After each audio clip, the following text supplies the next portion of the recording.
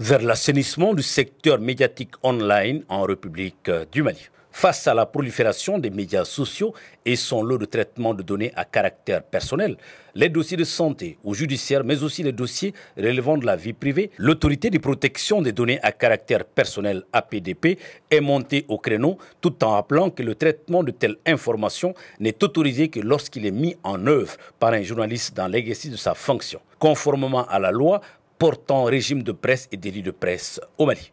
Dans le sillage de ce communiqué, le comité de pilotage de la Maison de la Presse, dirigé par le président Bandjougou Dante, et le groupement professionnel des agences de communication, GEPAC, ont tenu à apporter leur soutien à l'APDP. C'était à la faveur d'une réunion organisée ce jeudi 12 septembre 2024, avec l'ensemble des membres du comité de pilotage et celui des experts ainsi que des responsables des organisations professionnelles. Sans langue de bois, le président Dante a sensibilisé les hommes de médias quant à l'utilisation abusive des réseaux sociaux. Nous sommes les défenseurs de la liberté de la presse. Nous sommes les défenseurs de la liberté d'expression. Nous ne pouvons pas être contre le développement des médias, mais nous sommes contre l'anarchie. Et nous sommes contre les pratiques qui vont tuer les médias au Mali. Vous n'êtes pas sans savoir qu'aujourd'hui, l'anormal est devenu la norme. Ce qui doit être condamné, ce qui doit être puni, est devenu finalement la règle. Aujourd'hui, la presse électronique n'est pas encore réglementée. Aujourd'hui, une situation est entretenue, situation qui consiste à faire en sorte que le Mali est devenu le pays des médias dangereux, qui touche à tout, sans qualification professionnelle, sans formation initiale et qualifiante, sans formation continue, sans formation éthique, sans formation déontologique. Et de plus en plus, nous avons un goût prononcé pour les négatifs. Aujourd'hui, le Mali connaît deux terrorismes. Un terrorisme djihadiste et un terrorisme médiatique. Le terrorisme médiatique se manifeste surtout à travers Internet et sur les réseaux sociaux. Suivant cette décision de la PDP, la Maison de la Presse a adressé un communiqué aux organes médiatiques et associations professionnelles. Elle a exhorté les acteurs à se mettre en conformité avec les textes en vigueur.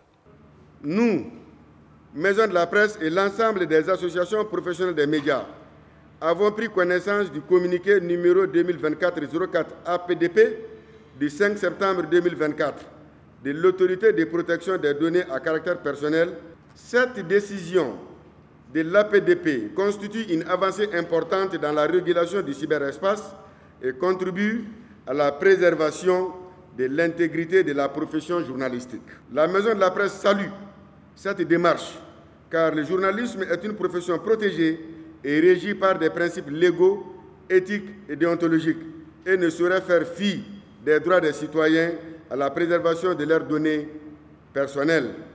En réponse à cette initiative courageuse de l'APDP, la Maison de la Presse invite tous les organes médiatiques et toutes les organisations professionnelles à se mettre en conformité avec les textes en vigueur, notamment le décret numéro 2024-0300 du 14 mai 2024 relatif aux formalités déclaratives de certification et d'agrément auprès de l'APDP. La Maison de la Presse réaffirme son engagement à défendre et promouvoir un journalisme responsable, respectueux des lois, des sacro-saints principes du métier et des droits des citoyens. Certains professionnels des médias se disent déjà très honorés par cette décision de la PDP.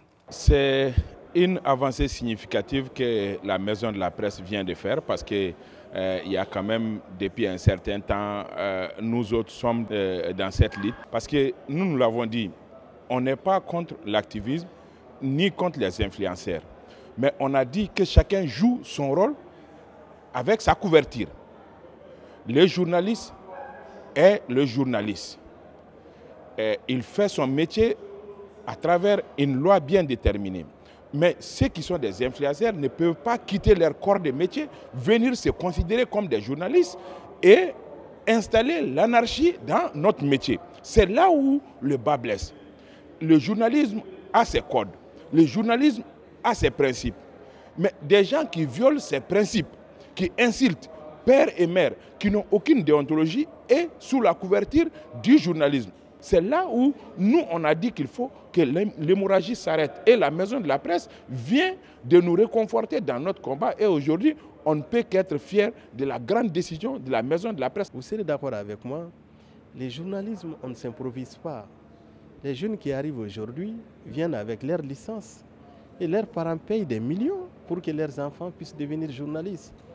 Et ceux qui sont nos aînés, qui sont arrivés dans cette profession, également sont venus avec leur maîtrise. Et ils ont appris sur le temps pendant des années pour être appelés journalistes. Mais ce n'est pas le boom Internet ou bien avec l'application de Facebook Live qui permet aujourd'hui à tout le monde de se filmer et de parler et ne te donne pas les titres journalistes. Sous d'autres dossiers, ils sont appelés des curateurs de contenu ou bien ils ont d'autres appellations, web activistes, activistes, influenceurs. Mais c'est seul chez nous, tout le monde se dit journaliste. Mais il faut le dire que si on dit qu'un juge, sa spécialité, c'est de parler du droit. Et les journalistes aussi ont une profession, il s'agit de faire le traitement de l'information, la collecte de l'information et vérifier l'information. Et nous, les professionnels, on ne permet à personne de se donner ces titres. Ce qu'il faut retenir dans cette rencontre, c'est que l'autorité de protection des données à caractère personnel est très décisive sur cette initiative qui va consister à assainir le secteur et la maison de la presse la soutient très fortement dans cette noble cause.